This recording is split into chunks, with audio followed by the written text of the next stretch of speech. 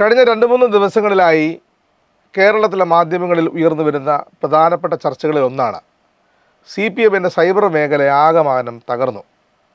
CPMൻ്റെ cyber ഉന്നത രംഗത്ത് വലിയ സ്ഥാനചലനം, ഇറങ്ങിപ്പോക്ക്, ബഹളം എന്നുവേണ്ട പ്രചരിപ്പിക്കാവുന്ന കഥകളൊക്കെ ഈ കഴിഞ്ഞ 2-3 ദിവസം കൊണ്ട് പ്രചരിപ്പിച്ചു കഴിഞ്ഞു.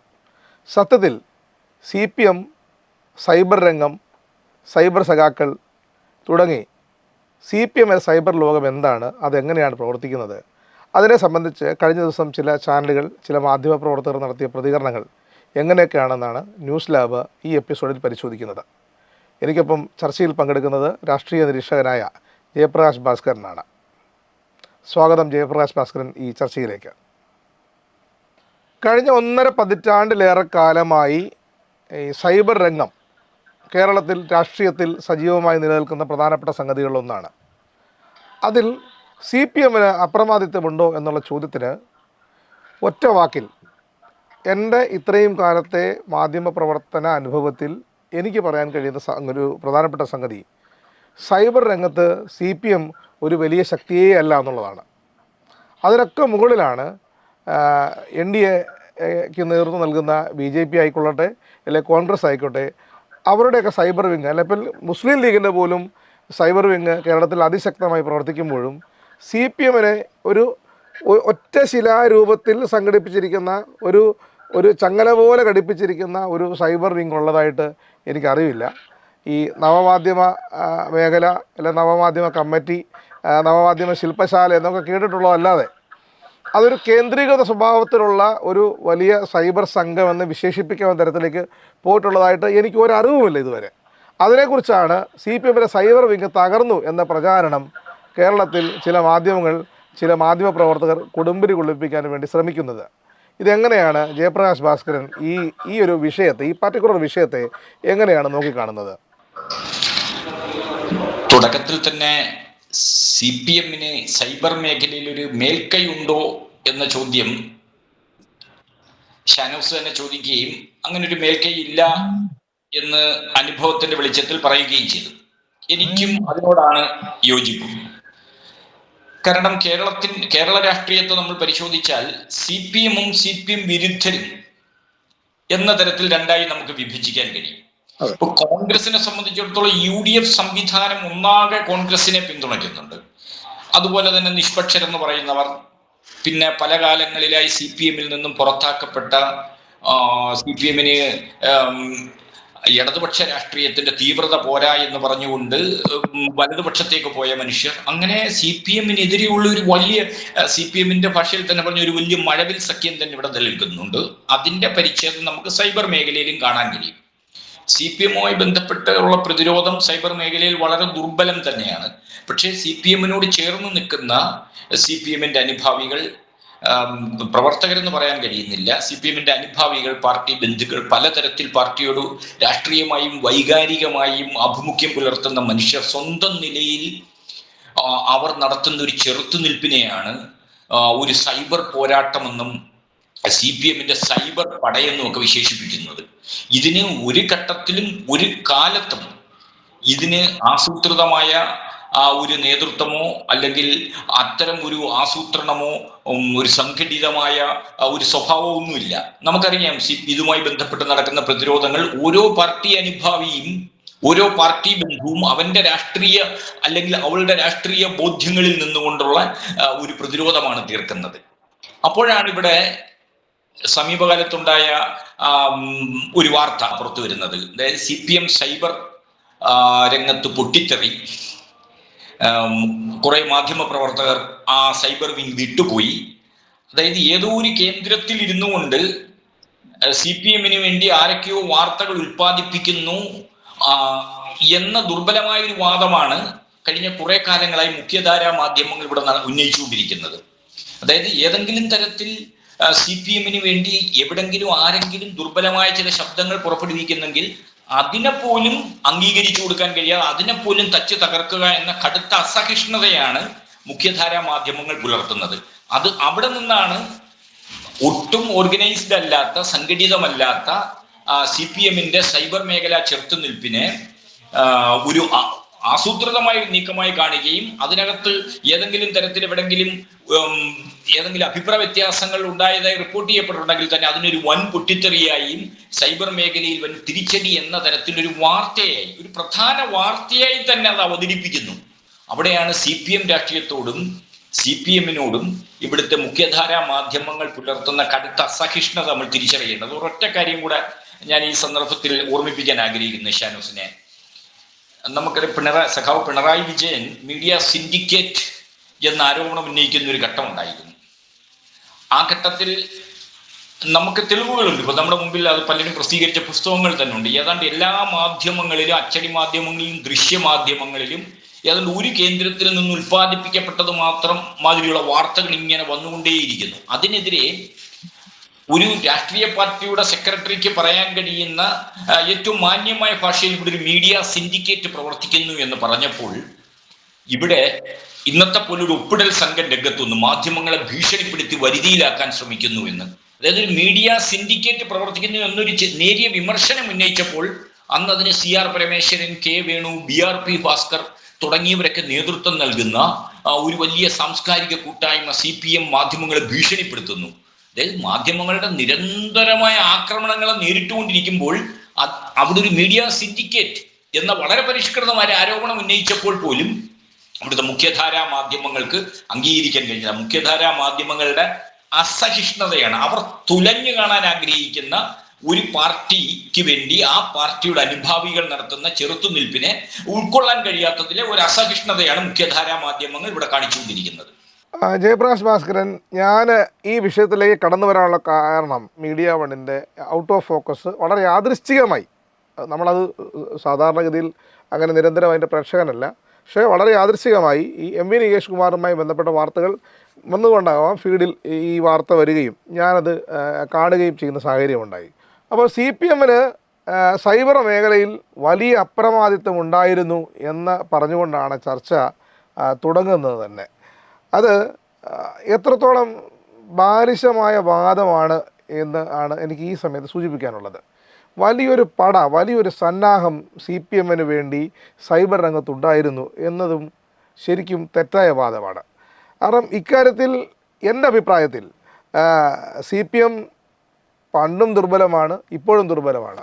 ജയപ്രകാശ് ഭാസ്കരൻ പറഞ്ഞതുപോലെ ഏതെങ്കിലും തരത്തിൽ സ്വന്തം നിലയ്ക്ക് നടത്തുന്ന ചെറുത്തുനിൽപ്പുകൾ, അതായത് പാർട്ടി സഖാക്കൾ അല്ലെങ്കിൽ പാർട്ടിയെ സ്നേഹിക്കുന്ന ആളുകൾ അല്ലെ CPM-നോട് ഏതെങ്കിലും തരത്തിൽ രാഷ്ട്രീയമായി ഐക്യപ്പെടാൻ സാധ്യതയുള്ള ആളുകൾ നടത്തുന്ന എഴുത്തുകളെ, ചെറിയ കുറിപ്പുകളാവാം, അത് ട്രോളുകളാവാം, ചിലപ്പം വലിയ സൈദ്ധാന്തിക തരത്തിലുള്ള എഴുത്തുകളാവാം, അല്ലെങ്കിൽ സാധാരണ സംഭവങ്ങളാവാം, രാഷ്ട്രീയ വർത്തമാനങ്ങളാകാം, ഇതൊക്കെ CPM ഓർഗനൈസ്ഡായിട്ട് ചെയ്യുന്ന ഒന്നല്ല. അത് കേന്ദ്രീകൃത സ്വഭാവത്തിൽ AKG സെൻറ്ററിൽ ഇരുന്നു കൊണ്ട് ഇങ്ങനെ ചെയ്തു കളയാം എന്ന് വിചാരിച്ച് ചെയ്യുന്നൊരു സംഗതിയല്ല. മറിച്ച് ഓരോ ആളുകളും വ്യക്തിപരമായി ഏറ്റെടുക്കുന്ന ഒരു പോരാട്ടം മാത്രമായിട്ടേ ഇതിനെ കാണാൻ കഴിയത്തുള്ളൂ. ഞാൻ മനസ്സിലാക്കുന്നൊരു കാര്യം, ഇത്തരം വിഷയങ്ങൾ ചർച്ചയ്ക്കെടുക്കുമ്പോൾ CPM-ൻ്റെ ഘടന എന്താണെന്ന് മനസ്സിലാവാതെ പോകുന്നൊരു പ്രശ്നം കൂടിയുണ്ട്. CPM-ൻ്റെ സ്ട്രക്ചർ അതെങ്ങനെയാണ് പ്രവർത്തിക്കുന്നത്, ബ്രാഞ്ച് തലം മുതൽ പോളിറ്റ് ബ്യൂറോ വരെയുള്ള ഒരു ഒരു ഒരു പ്രത്യേക ഘടന ഇതിനുണ്ട്. അപ്പോൾ കേരളത്തിലെ കാര്യത്തിലാണെങ്കിൽ കേരളത്തിലെ പ്രധാനപ്പെട്ട പാർട്ടി ഫോറം എന്ന് പറയുന്നത് പാർട്ടിയുടെ സംസ്ഥാന സെക്രട്ടേറിയറ്റാണ് ഇവിടുത്തെ ഏറ്റവും ഉന്നതമായ സമിതി എന്ന് പറയുന്നത്. അതിന് താഴേക്ക് വന്നു കഴിഞ്ഞാൽ പാർട്ടിയുടെ സംസ്ഥാന കമ്മിറ്റിയുണ്ട്, പിന്നെ ജില്ലാ കമ്മിറ്റികളുണ്ട്, ഏരിയ കമ്മിറ്റികളുണ്ട്, ഏരിയ കമ്മിറ്റികൾക്ക് താഴെ ലോക്കൽ കമ്മിറ്റികളുണ്ട്, ലോക്കൽ കമ്മിറ്റികൾക്ക് താഴെ ബ്രാഞ്ചുകളുണ്ട്. അങ്ങനെ പരിശോധിച്ചാൽ ഏതാണ്ട് 40,000 ബ്രാഞ്ചും 14 ജില്ലാ കമ്മിറ്റിയും ഈ പറയുന്ന വലിയൊരു സംസ്ഥാന കമ്മിറ്റിയും ഉള്ള പാർട്ടിക്ക് ഓർഗനൈസ് ചെയ്യാൻ കഴിയുന്നൊരു സംഗതി മാത്രമാണിത്. പക്ഷേ ആ രംഗത്തേക്ക് പാർട്ടി കടന്നിട്ടില്ല. എനിക്ക് തോന്നുന്നു ഒരു പക്ഷേ അത് ആ പിണറായി വിജയൻ നേതൃത്വം നൽകിയൊരു പാർട്ടി നിലയ്ക്കുള്ള പ്രത്യേകത കൂടിയാവാം അതിന് കാരണം ഈ ലോകത്തെ രാഷ്ട്രീയം പരിശോധിച്ചാൽ എല്ലാ കാലത്തും അതത് കാലത്തെ മീഡിയത്തെ, അതത് കാലത്തെ മാധ്യമങ്ങളെ കൃത്യമായി ഉപയോഗിക്കാൻ, അത് ഹിറ്റ്ലറുടെ കാലത്ത് റേഡിയോ ആണെങ്കിലും അങ്ങനെ പരിശോധിച്ച് വന്നാൽ ചരിത്രത്തിലെമ്പാടും അത് പത്രമായിക്കൊള്ളട്ടെ, ടെലിവിഷൻ ആയിക്കൊള്ളട്ടെ, ഇപ്പോൾ സോഷ്യൽ മീഡിയ ആയിക്കൊള്ളട്ടെ, ഇതിനെയെല്ലാം ഫലപ്രദമായി രാഷ്ട്രീയക്കാർ ഉപയോഗിച്ചിട്ടുണ്ട്. പക്ഷേ മാധ്യമങ്ങളോട് എല്ലാ കാലത്തും സംസ്ഥാന സെക്രട്ടറി ആയിരിക്കുന്ന കാലം അത്രയും പിന്തുടർന്ന് വേട്ടയാടിയതുകൊണ്ടും അല്ലാതെ തന്നെയും പിണറായി വിജയന് മാധ്യമങ്ങളോട് അത്ര ആഭിമുഖ്യം ഉണ്ടായിരുന്നില്ല. ആ പിണറായി വിജയൻ സ്വാഭാവികമായിട്ടും പാർട്ടിയുടെ മെഷീനറി ഉപയോഗിച്ച്, അതായത് പാർട്ടിയുടെ സംസ്ഥാന കമ്മിറ്റി എടുക്കുന്ന തീരുമാനം താഴെത്തട്ടിൽ ബ്രാഞ്ചിലെത്തി ബ്രാഞ്ചിലെ സഖാക്കൾ അത് ഏറ്റവും താഴെത്തട്ടുള്ള ജനങ്ങളിലേക്ക് എത്തിക്കും എന്നുള്ള പാർട്ടി ഘടനയിൽ മാത്രം പ്രവർത്തിച്ചുകൊണ്ടാണോ ഇങ്ങനെ ഇതിനകത്തൊരു അപ്രമാദിത്വം CPM-ന് ലഭിക്കാതെ പോയത് എന്നാണ് എൻ്റെ ചോദ്യം. അതില് ഭാഗികമായി ശരിയുണ്ട്. CPM-ന്റെ സംഘടനാപരമായ ഒരു കരുത്തിലാണ് വിശ്വാസം. അല്ലെങ്കിൽ അങ്ങനൊരു സംഘടന, ഒരു ഉറച്ച സംഘടന ഇല്ലെങ്കിൽ ഒരു വിപ്ലവ പാർട്ടിക്ക് സാമൂഹ്യമായ രാഷ്ട്രീയമായ ഇടപെടൽ നടത്താൻ കഴിയില്ല എന്നുള്ളത് ഒരു കമ്മ്യൂണിസ്റ്റ് പാർട്ടിയെ കുറിച്ചുള്ള പ്രാഥമികമായ ഒരു ധാരണയാണ്. അത് അങ്ങനെ പാർട്ടിയുടെ സംഘടനാ സംവിധാനത്തെ നിഷേധിച്ചുകൊണ്ട് അല്ലെങ്കിൽ അതിനെ പരിഗണിക്കാതെ സോഷ്യൽ മീഡിയയിലൂടെ നടത്തുന്ന ഇടപെടലുകളിലൂടെ പാർട്ടി സംവിധാനത്തെ ചലിപ്പിക്കാൻ കഴിയുമെന്നും ആശയപ്രചരണം നടത്താൻ കഴിയുമെന്നും പാർട്ടി കരുതുന്നില്ല. അതിൻ്റെതായ ദൗർബല്യം ഈ സോഷ്യൽ മീഡിയ ഇടപെടലുകളിൽ കാണാൻ കഴിയും. എന്നാൽ കഴിഞ്ഞ 2021 തെരഞ്ഞെടുപ്പ് വിജയത്തിന് ശേഷം, തുടർഭരണം ലഭിച്ചതിന് ശേഷം മുഖ്യമന്ത്രി സഖാവ് പിണറായി വിജയൻ തന്നെ സോഷ്യൽ മീഡിയയിൽ ഇടപെട്ട പാർട്ടി സഖാക്കൾക്ക് നന്ദി പറയുകയുണ്ടായി എന്നാണ് ഞാൻ മനസ്സിലാക്കുന്നത്. അതുപോലെ തന്നെ സോഷ്യൽ മീഡിയയിൽ പാർട്ടിക്ക് വേണ്ടി ഇടപെടുന്ന ചെറുത്തുനിൽപ്പുകൾ സംഘടിപ്പിക്കുന്ന സഖാക്കളെ സഖാവ് പിണറായി വിജയൻ അഭിവാദ്യം ചെയ്യുകയായിരുന്നു.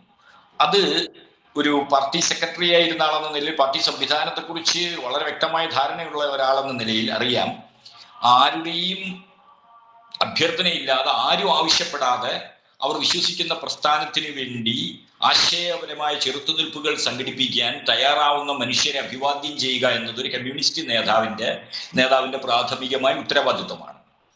അതിപ്പോൾ പാർട്ടി ഒരു പരിധിവരെ തിരിച്ചറിയുന്നുണ്ട്. എന്നാൽ പോലും പാർട്ടി സംഘടനയ്ക്ക് പകരം സോഷ്യൽ മീഡിയയെ ഉപയോഗിക്കുക എന്നൊരു സമീപനം പാർട്ടിക്ക് സ്വീകരിക്കാൻ കഴിയില്ല. അത് കഴിയാത്തതിന്റെ ദൗർബല്യം സോഷ്യൽ മീഡിയ ഇടപെടലുകളിൽ നമുക്ക് കാണാനും കഴിയുന്നു. എന്നാൽ കോൺഗ്രസിന്റെയൊക്കെ സംവിധാനങ്ങൾ നമ്മൾ പരിശോധിക്കുമ്പോഴും കഴിഞ്ഞ പാർലമെന്റ് തെരഞ്ഞെടുപ്പിന്റെ സമയത്ത് നമ്മുടെ ശൈലജ ടീച്ചർക്കെതിരെ ഒരു വിദ്വേഷ പ്രചാരണം ആരംഭിക്കുന്നു.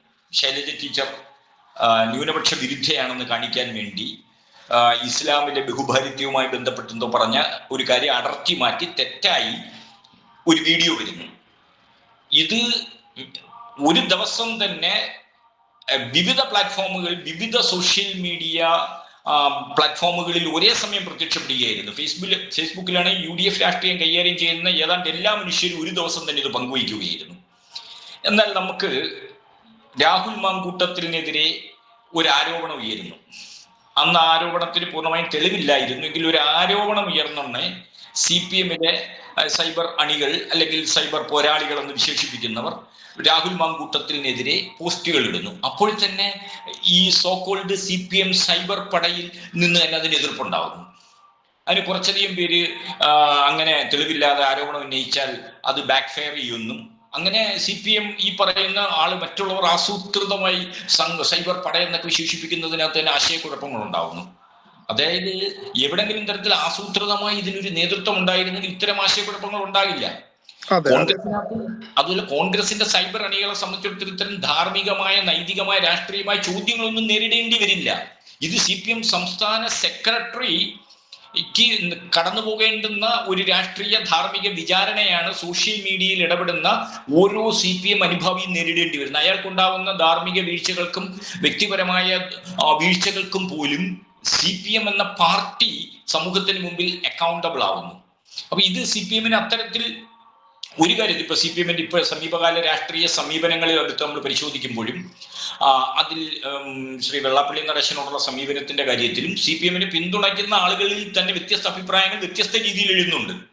എന്നാൽ VD സതീശനുമായി ബന്ധപ്പെട്ട് VD സതീശൻ ഈ BJP-യോട് പുലർത്തുന്ന സമീപനത്തെക്കുറിച്ചോ അത്തരം കാര്യങ്ങളിൽ VD സതീശനെ ഏതെങ്കിലും തരത്തിൽ മൈൽഡായെങ്കിലും ഒന്ന് ചോദ്യം ചെയ്യുന്ന ഒരു പോസ്റ്റ് ഏതെങ്കിലും ഒരു UDF ഹാൻഡിൽ നിന്ന് നമുക്ക് കാണാൻ കഴിയുമോ? അവിടെ വളരെ ആസൂത്രിതമായ ഒരു ശ്രമം അവിടെ നടക്കുന്നുണ്ട്. നമുക്ക് തെളിവുകൾ നിരത്തി സംസാരിക്കാം.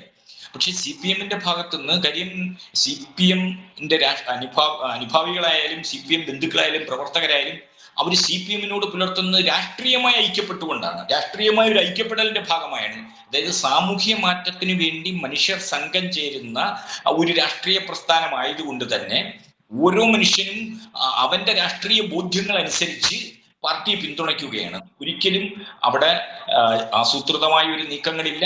ആസൂത്രിതമായ നീക്കങ്ങളില്ലാത്തതിന്റെ പരാധീനത CPM-ന്റെ സോഷ്യൽ മീഡിയ ഇടപെടലുകളിൽ വളരെ പ്രകടമാണ്.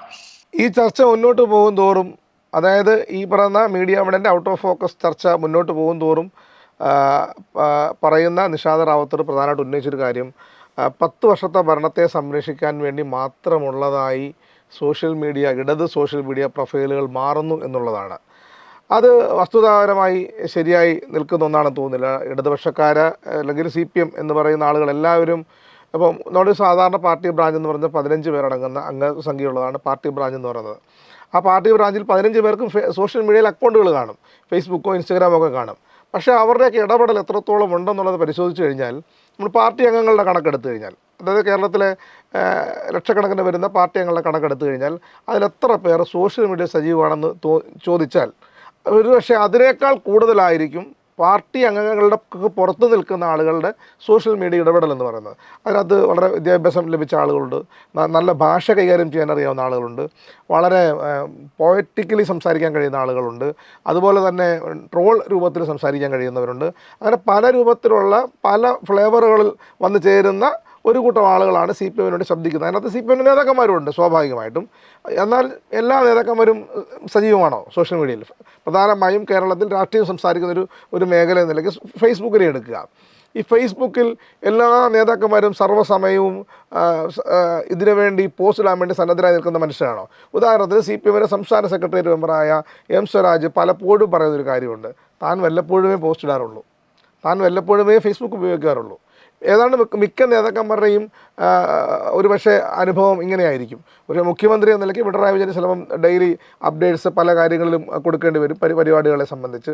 അല്ലെങ്കിൽ പാർട്ടി സെക്രട്ടറിയെ സംബന്ധിച്ച് പാർട്ടി സെക്രട്ടറി ചിലപ്പോൾ കൊടുക്കേണ്ടി വരുമായിരിക്കും. പക്ഷേ പാർട്ടി സംസ്ഥാന സെക്രട്ടറി മെമ്പർമാരെ നോക്കും. പാർട്ടി സംസ്ഥാന സെക്രട്ടറി മെമ്പർമാർക്ക് എല്ലാ ദിവസവും ഫേസ്ബുക്കിൽ നീണ്ട ലേഖനം എഴുതാനുള്ള സമയമോ സാവകാശമുണ്ടോ? അവർക്ക് ഏൽപ്പിക്കപ്പെട്ട ഉത്തരവാദിത്വം വലിയ ഉത്തരവാദിത്തമുണ്ട്. അത് നിർവഹിക്കാൻ വേണ്ടിയുള്ള നെട്ടോട്ടത്തിലാണ് അവരൊക്കെയും. അങ്ങനെ താഴേക്ക് നമ്മൾ പരിശോധിച്ചാൽ സംസ്ഥാന സെക്രട്ടേറിയറ്റ് മെമ്പർമാർ, പിന്നെ സംസ്ഥാന കമ്മിറ്റി അംഗങ്ങൾ, പിന്നെ ജില്ലാ സെക്രട്ടറിമാർ, അങ്ങനെ താഴേക്ക് പരിശോധിച്ച് കഴിഞ്ഞാൽ പാർട്ടി ഏൽപ്പിച്ച ഉത്തരവാദിത്തങ്ങൾ നിർവഹിക്കാൻ വേണ്ടിയുള്ള ഓട്ടത്തിലാണവർ. അപ്പോൾ അവർ സൈബർ രംഗത്ത് നിന്നുകൊണ്ട് വിഹരിക്കാൻ അവർക്ക് ടൈം കിട്ടിയെന്ന് ഞാൻ വിശ്വസിക്കുന്നില്ല. അങ്ങനെ ടൈം കിട്ടുമെന്ന്. കാരണം എൻ്റെ പരിചയത്തിലുള്ള, അല്ലെങ്കിൽ എൻ്റെ അനുഭവത്തിലുള്ള, എൻ്റെ അയൽപക്കത്തുള്ള, അല്ലെങ്കിൽ ഞാൻ കണ്ടു വളർന്ന ചുറ്റുപാടുകളിലുള്ള പാർട്ടി നേതാക്കന്മാർക്കൊന്നും ഇതിനൊന്നും സമയം ലഭിക്കാൻ ഒരു സാധ്യതയും കാണുന്നില്ല. മറിച്ച് അതിന് പുറത്ത് നിൽക്കുന്ന, അല്ലെങ്കിൽ അകത്ത് നിൽക്കുന്നവരാണെങ്കിലും അതിന് കുറച്ച് താല്പര്യമുള്ള ആളുകൾക്ക് സോഷ്യൽ മീഡിയ ഇടപെടലുകളിൽ സജീവമായി നിൽക്കാൻ കഴിയും. അതുകൊണ്ട് CPM-ന്റെ മുഴുവൻ ലക്ഷക്കണക്കിന് വരുന്ന CPM മെമ്പർമാരും ഏറ്റവും ഉന്നത ലെവലിൽ നിൽക്കുന്ന പാർട്ടി സംസ്ഥാന സെക്രട്ടറി അടക്കം സർവ്വസമയവും CPM സൈബർ അണികൾക്ക് വേണ്ടി ഇങ്ങനെ ഗ്വാ വിളിക്കുന്ന, അല്ലെങ്കിൽ അവർക്ക് കണ്ടൻറ്റ് പ്രൊഡ്യൂസ് ചെയ്ത് കൊടുക്കുന്ന ആളുകളായി മാറണമെന്ന് പറയുന്നത് ബാലിശമായ വാദമാണെന്ന് എനിക്ക് ആവർത്തിച്ച് പറയാൻ കഴിയുന്നുള്ളൂ ഉള്ളതാണ് പ്രധാനപ്പെട്ട കാര്യം. അതുപോലെ തന്നെ ഈ ചർച്ചയ്ക്കകത്ത് ഈ പറഞ്ഞ എൻ്റെ മനസ്സിൽ വീണ്ടും ഈ ചർച്ച വന്നു പോകുന്നത്, ആ ചർച്ചയിൽ ഒരുപാട് കാര്യങ്ങൾ നമുക്ക് ദഹിക്കാതെ കിടക്കുന്ന ഒരുപാട് കാര്യങ്ങൾ ഉള്ളതുകൊണ്ടാണ് ഈ ഔട്ട് ഓഫ് ഫോക്കസിനെ കുറിച്ച് വീണ്ടും പറയേണ്ടി വരുന്നത്. വേറൊരു ചാനലും കഴിഞ്ഞ ദിവസം ന്യൂസ് മലയാളം പോലുള്ള ചാനലും ഇതേ വിഷയം തന്നെ ചർച്ചയ്ക്കെടുത്തിരുന്നു. ഇതുപോലെ MV നികേഷ് കുമാറുമായി ബന്ധപ്പെട്ട വാർത്ത ഒരുമാതിരിപ്പെട്ട കേരളത്തിലെ എല്ലാ ചാനലുകളും കൈകാര്യം ചെയ്തിരുന്നു. പക്ഷേ നിങ്ങൾ MV നികേഷ് കുമാറിനെ നോക്കൂ. MV നികേഷ് കുമാറിനെ സംബന്ധിച്ച് പാർട്ടി വളരെ ഉത്തരവാദിത്തപ്പെട്ട ഒരു സംഗതി ഏൽപ്പിച്ചു കൊടുത്തിരിക്കുകയാണ്. ഇന്നത് ചെയ്യൂ എന്ന് നിർദ്ദേശം കൊടുത്തിരിക്കുകയാണ്. നമ്മൾ നേരത്തെ കണ്ട നികേഷ് കുമാർ അല്ല. ഞാൻ അദ്ദേഹത്തിനൊപ്പം ജോലി ചെയ്തിട്ടുള്ള ജേർണലിസ്റ്റാണ്. സർവ്വസമയവും ജേർണലിസം മാത്രം, അതായത് മാധ്യമപ്രവർത്തനം ഭക്ഷിച്ച് ജീവിക്കുന്നൊരു ജീവിയായിട്ടാണ് ഞങ്ങളൊക്കെ നികേഷ് കുമാറിനെ വിലയിരുത്തിയിട്ടുള്ളത്. അദ്ദേഹം മാധ്യമപ്രവർത്തനം പൂർണ്ണമായി അവസാനിപ്പിച്ച് ജേർണലിസം എന്ന് പറയുന്ന കരിയർ തന്നെ അവസാനിപ്പിച്ച് രാഷ്ട്രീയ രംഗത്തേക്ക് വരുമ്പോൾ, അതും പ്രത്യേകിച്ച് കണ്ണൂരിൽ നിന്ന് വരുമ്പോൾ, കണ്ണൂരിലെ നേതാവായി വളർന്നു വരികയും ഒപ്പം ഒരു മാധ്യമപ്രവർത്തകൻ എന്ന നിലയ്ക്ക് വലിയൊരു ഉത്തരവാദിത്തം പാർട്ടി ഏൽപ്പിച്ചു കൊടുക്കുകയും ചെയ്യുന്നു. അത് ഭംഗിയായി അദ്ദേഹം നിർവഹിക്കുന്നുണ്ട്. അദ്ദേഹം പങ്കെടുത്ത ഒട്ടനവധി യോഗങ്ങളെക്കുറിച്ച് എനിക്കറിയാം. കാരണം ഈ നമ്മൾ പറഞ്ഞ ഈ കേന്ദ്രീകൃത സ്വഭാവമില്ലാത്ത ഇപ്പോൾ അലങ്കോലപ്പെട്ട് കിടക്കുന്ന ഈ നവമാധ്യമ സംഘടന എന്നൊക്കെ പേരിലുള്ള നമ്മുടെ പല പല ഈ പറയുന്ന പാർട്ടിയുടെ പല പല രൂപത്തിലുള്ള ഘടകങ്ങൾ പല വഴിക്ക് ഇങ്ങനെ കിടക്കുമ്പോൾ, സോഷ്യൽ മീഡിയ സ്വതന്ത്രരായി എഴുതുന്ന കുറേ ആളുകൾ പാർട്ടിയെ സംരക്ഷിക്കാൻ വേണ്ടി മെനക്കെട്ട് നിൽക്കുമ്പോൾ, ഇതിനെല്ലാം ഏകോപിപ്പിക്കാൻ കഴിയുന്ന ഏതെത്രത്തോളം എങ്ങനെയൊക്കെ ഏതൊക്കെ വിധത്തിൽ ഏകോപിപ്പിക്കാൻ കഴിയും എന്നുള്ളതാണ് എം വി നികേഷ് കുമാർ ആലോചിക്കുന്നതായിട്ട് എനിക്ക് മനസ്സിലാക്കാൻ കഴിയുന്നത്. എം വി നികേഷ് കുമാർ അദ്ദേഹത്തെ പാർട്ടി ഏൽപ്പിച്ച പണി വളരെ ഉത്തരവാദിത്തത്തോടുകൂടി ചെയ്തുകൊണ്ട് പോകുന്നു എന്നുള്ളതാണ് ഞാൻ ഈ നിമിഷവും മനസ്സിലാക്കുന്നത്. അതാണ് എനിക്ക് ലഭ്യമായിട്ടുള്ള വിവരങ്ങൾ. അതായത് ഇടയ്ക്ക് പറഞ്ഞത് ഔട്ട് ഓഫ് ഫോക്കസിനെ പ്രത്യേകം ഞാൻ പരാമർശിച്ച് പോകുന്നത്, ഈ ജോസ് കെ മാണിയെ മധ്യമേഖലാ ജാഥ ആക്കിയിട്ട് പുതുതായി ഉണ്ടാക്കിയ ഇരുണ്ട കാലം എന്ന് പറയുന്ന വെബ്സൈറ്റിൽ മാർക്ക് കോഴയെക്കുറിച്ച് പറയുന്ന കാര്യമാണ്. അപ്പോൾ നമ്മൾ അതായത് ഈ വലതുപക്ഷ രാഷ്ട്രീയം എങ്ങനെ പ്രവർത്തിക്കുന്നു എന്ന് മാധ്യമപ്രവർത്തകർ മനസ്സിലാക്കാതെ പോകുന്നൊരു വശമാണ് എനിക്ക് അവിടെ പ്രധാനമായിട്ട് തോന്നിയൊരു കാര്യം. ഈ കേരള കോൺഗ്രസ് മാണി വിഭാഗം UDFനകത്ത് കടുത്ത പ്രതിസന്ധി അനുഭവിക്കുന്ന കാലത്ത് അവർക്ക് എളുപ്പത്തിൽ ചേക്കേറാൻ പറ്റുന്നൊരിടമെന്ന് പറയുന്നത് NDA ആയിരുന്നു. അല്ലെങ്കിൽ അവരെ കൈപിടിച്ച് കൊണ്ടുവരാൻ സന്നദ്ധമായി നിൽക്കുന്ന ഒരു സംഘമായിരുന്നു കേരളത്തിലെ BJP. അക്കാര്യത്തിൽ ജയപ്രകാശ് ഭാസ്കറിന് തർക്കമുണ്ടാകാൻ സാധ്യതയുണ്ടെന്ന് എനിക്ക് തോന്നുന്നില്ല. എന്താണ് CPM ചെയ്തത്? KB ഗണേഷ് കുമാറിനെ CPMലേക്ക് അല്ലെങ്കിൽ ഇടതുപക്ഷത്തേക്ക് കൊണ്ടുവന്നത് പോലെ തന്നെ, R ബാലകൃഷ്ണപിള്ളയെ അടുപ്പിക്കാൻ ശ്രമിച്ചതുപോലെ തന്നെ ജോസ് കെ മാണിയെ തീവ്ര വലതുപക്ഷത്തേക്ക് വിട്ടുകൊടുക്കാതെ ഇടതുപക്ഷത്തേക്ക് കൊണ്ടുവന്നത് അതിൻ്റെ ശരിവ മനസ്സിലാക്കാതെ അതിന് പകരം പഴയ കാര്യങ്ങൾ ഓർമ്മപ്പെടുത്തിയാൽ വലിയ കോമഡിയാണ്. എന്നിട്ട് ജോസ് കെ മാണിയെ ഇതിൻ്റെ ക്യാപ്റ്റനാക്കുന്നെന്ന് പറഞ്ഞു കഴിഞ്ഞാൽ അത് വലതുപക്ഷ രാഷ്ട്രീയത്തെ മനസ്സിലാക്കാതെ പോകുന്നതിൻ്റെ പ്രശ്നം കൂടിയാണെന്നാണ് എനിക്ക് തോന്നുന്നത്. കാരണം അതിലെന്തെങ്കിലും തരത്തിലുള്ള ഒരു പെശകുള്ളതായിട്ട്, അതായത് ഇരുണ്ടകാലം വെബ്സൈറ്റ് നമ്മൾ പാർട്ടി തുടങ്ങുന്നു, ഇരുണ്ടകാലം വെബ്സൈറ്റുമായി ബന്ധപ്പെട്ട് മുമ്പോട്ട് പോകുമ്പോൾ ഒരുപാട് പ്രശ്നങ്ങൾ ഉണ്ടെന്നാണ് നിഷാദ് റാവത്തർ ആ ചർച്ചയിൽ ചൂണ്ടിക്കാണിക്കുന്നത്. അങ്ങനെ ഇരുണ്ടകാലം എന്ന് പറയുന്ന വെബ്സൈറ്റ് ഏതെങ്കിലും സമയത്ത് ജയപ്രകാശ് ഭാസ്കറിന് സന്ദർശിക്കാൻ സമയം ലഭിച്ചിരുന്നോ? അതിൽ ഈ പറഞ്ഞ കാര്യങ്ങളൊക്കെ ഉണ്ട്. ഞാൻ ഈ പറഞ്ഞതുമായി ബന്ധപ്പെട്ട് നോക്കുമ്പോൾ അതൊരു പരിഹാസ്യമായ നടപടിയായിട്ട് തോന്നുന്നുണ്ടോ? ഇവിടെ നമ്മൾ അത്ര വിദൂരമല്ലാത്ത ചില ചരിത്ര സന്ദർഭങ്ങൾ ഓർത്തിരിക്കുന്നത് നല്ലതാണ്. 1987 തെരഞ്ഞെടുപ്പിൽ ഇടതുപക്ഷ ജനാധിപത്യ മുന്നണി ഒരു വലിയ വെല്ലുവിളി നേരിട്ടിരുന്നു. അന്നാണ് MV രാഘവന്റെ നേതൃത്വത്തിലൊക്കെയുള്ള CMP CPM വിട്ടുപോയതും അഖിലേന്ത്യാ ലീഗ് ഇടതുപക്ഷ മുന്നണി ഉപേക്ഷിച്ചു പോയതും. അതായത് മുസ്ലിം ലീഗും കേരള കോൺഗ്രസും SRP NDP എന്ന് വേണ്ട സകലമാന ജാതി മത സാമുദായിക സംഘടനകളും ഇടതുപക്ഷത്തിനെതിരെ നിൽക്കുന്നു. 57 ശേഷം ജാതി മത സമുദായ സംഘടനകളുടെ പിന്തുണ ഇല്ലാതെ ഒരു പാർട്ടി അധികാരത്തിൽ വന്നിട്ടുമില്ല കേരളത്തിൽ. അങ്ങനെ ഒരു വെല്ലുവിളിയുടെ സമയത്ത് ഇടതുപക്ഷം ഇതുപോലൊരു പ്രൊപ്പഗാൻഡ സ്വീകരിച്ചിരുന്നു. അന്നൊരു പാട്ടിറങ്ങിയിരുന്നു, ഭരിച്ചു മുടിച്ച കാലം ഇനി വരുത്തല്ലേ എന്നായിരുന്നു ആ പാട്ട്. അതായത് 82 മുതൽ 87 വരെ കേരളം ഭരിച്ചിരുന്ന K കരുണാകരന്റെ നേതൃത്വത്തിലുള്ള ഐക്യജനാധിപത്യ മുന്നണിയുടെ കൊള്ളരുതായ്മകളെ ഓർമ്മിപ്പിക്കുന്ന ഒരു പാട്ടായിരുന്നു ഭരിച്ചു മുടിച്ച കാലം ഇനി വരുത്തല്ലേ എന്ന്. ആ പാട്ട് ഇടതുപക്ഷ ജനാധിപത്യ മുന്നണിയുടെ തെരഞ്ഞെടുപ്പ് വിജയത്തിന് കാരണമായി 1987. അതുപോലെ തന്നെ കഴിഞ്ഞ 2021 തെരഞ്ഞെടുപ്പ് സമയത്ത് ഇടതുപക്ഷത്തിനുള്ള ഏറ്റവും വലിയ അഡ്വാൻറ്റേജുകളിലൊന്ന് അതിന് തൊട്ട് മുമ്പുണ്ടായിരുന്ന UDF ഭരണം അവർ മറന്നിട്ടില്ലായിരുന്നു. അതായത് UDF ഭരണം 5 വർഷം മുമ്പുള്ള UDF ഭരണം നമ്മളെ സോഷ്യൽ മീഡിയ ഇൻഫ്ലുവൻസ് കൊണ്ടോ ദൃശ്യമാധ്യമങ്ങളുടെ അതിസാന്ദ്രത കൊണ്ടോ ആയിരിക്കാം പലരും ആ UDF ഭരണകാലം അവരുടെ മെമ്മറിയിൽ ഉണ്ടായിരുന്നു, അവരുടെ ഫ്രഷ് മെമ്മറിയിൽ തന്നെ ഉണ്ടായിരുന്നു. അത് കഴിഞ്ഞ തെരഞ്ഞെടുപ്പ് കാലത്ത് ഇടതുപക്ഷത്തിന് വലിയ അഡ്വാൻറ്റേജ് ആയിരുന്നു. ആ UDF കാലം തിരിച്ചു വരുന്നത് പലപ്പോഴും കേരളത്തിലെ ജനങ്ങൾക്ക് ഓർക്കാൻ പോലും കഴിയാത്ത കാര്യമായിരുന്നു. അത് ഇടതുപക്ഷത്തിന്റെ സീറ്റുകളുടെ എണ്ണം വർദ്ധിപ്പിക്കുന്നതിന് പോലും ഒരു കാരണമായിട്ടുണ്ട്. എന്നാൽ ഈ വർഷം അതല്ല, അല്ലെങ്കിൽ ഈ തെരഞ്ഞെടുപ്പ് ഘട്ടത്തിൽ പല വിവാദങ്ങളിലൂടെ UDF ഭരണകാലത്തെ കൊള്ളരുതായ്മകൾ ജനങ്ങൾ മറക്കുന്ന ഒരു സാഹചര്യം ഉണ്ടായിട്ടുണ്ട്. അതുകൊണ്ട് തന്നെ ഒരു രാഷ്ട്രീയ ഇടപെടൽ എന്ന നിലയിൽ ഇടതുപക്ഷത്തിന് ഉറപ്പായും ചെയ്യാൻ കഴിയുന്ന ഒരു കാര്യമായിരുന്നു ആ ഇരുണ്ട കാലം എന്ന വെബ്സൈറ്റ്. ഞാൻ അതിലൂടെ കടന്നു പോയിട്ടുണ്ട്. അതില് ഷാനൂസ് ചോദിച്ച ഒരു പ്രധാന ചോദ്യമുണ്ട്, KM മാണിക്ക് പകരം K ബാബുവിനെ. അതിനകത്ത് സാങ്കേതികമായ ഒരു പ്രശ്നമില്ല. അവിടെ K ബാബു ആയിരുന്നു അന്ന് എക്സൈസ് മന്ത്രി. അപ്പോൾ എക്സൈസ് മന്ത്രിയെ തന്നെയാണ് അവിടെ കൊണ്ടുവരേണ്ടത്. കെ എം മാണിക്കെതിരെ പിന്നീട് ബാർ മുതലാളിമാരുടെ സംഘടന പിന്നീട് ഒരു ആരോപണം ഉന്നയിക്കുകയായിരുന്നു. അതിന്റെ പിന്നിൽ ചില താല്പര്യങ്ങളുണ്ട്. അതിന്റെ മെറിറ്റിലേക്ക് ഞാൻ പോകുന്നില്ല. എങ്കിലും ബാർ മുതലാളിമാരുടെ സംഘടനയ്ക്ക് ഒരു ആശങ്കയുണ്ടായിരുന്നു, ഈ ബാർ നിരോധനത്തിന്റെ പിന്നിൽ പ്രവർത്തിക്കുന്നത് കത്തോലിക്ക സഭയാണെന്നുള്ളൊരു. അതുകൊണ്ട് തന്നെ കത്തോലിക്ക സഭയുടെ ഒരു രാഷ്ട്രീയ പാർട്ടി എന്ന നിലയിൽ അവരുടെ ആക്രമണം കൂടുതൽ കേരള കോൺഗ്രസിനും കെ എം മാണിക്കും എതിരെയായി മാറുകയായിരുന്നു. അതും നമുക്കറിയാം. കെ എം മാണി അതിന് തൊട്ടു മുമ്പ് നടന്ന CPM പാർട്ടി കോൺഗ്രസിന്റെ പാർട്ടി സ്റ്റേറ്റ് സമ്മേളനത്തിന്റെ ഭാഗമായി നടന്ന ഒരു സാമ്പത്തിക സെമിനാറിൽ കെ എം മാണി പങ്കെടുത്തു. അതിനുശേഷമാണ് ഈ ആരോപണം ഉയർന്നു വന്നത്. നമ്മളൊന്ന് മനസ്സിലാക്കണം, അതിന് തൊട്ടു മുമ്പ് വരെ കെ എം മാണിക്കെതിരെ ഒരു ആരോപണമില്ല. കെ എം മാണി കേരളത്തിന്റെ മുഖ്യമന്ത്രിയാകാൻ യോഗ്യനാണ് എന്ന തരത്തിലുള്ള ചർച്ചകൾ പോലും നടക്കുമ്പോഴാണ് all on a sudden K M മാണിക്കെതിരെ ആരോപണം ഉയരുന്നത്. അതുകൊണ്ട് തന്നെ ആ ആരോപണത്തിന്റെ മെറിറ്റിലേക്ക് ഞാൻ പോകുന്നതിന് ശരിയാണ്. ഇടതുപക്ഷ ജനാധിപത്യ മുന്നണി അത് ഏറ്റെടുക്കുകയും നിയമസഭയിലടക്കം വലിയ പ്രക്ഷുബ്ധമായ രംഗങ്ങൾ ഉണ്ടാവുകയും ചെയ്തു. അതുകൊണ്ട് അവർക്ക് ഒഴിഞ്ഞു മാറാൻ കഴിയില്ല. അപ്പോഴും അവിടെ കെ ബാബുവിന് പകരം കെ എം മാണിയെ കൊണ്ടുവരണമായിരുന്നു എന്ന് പറയുന്നതിനകത്ത് ഒരു അനൗചിത്യമുണ്ട്.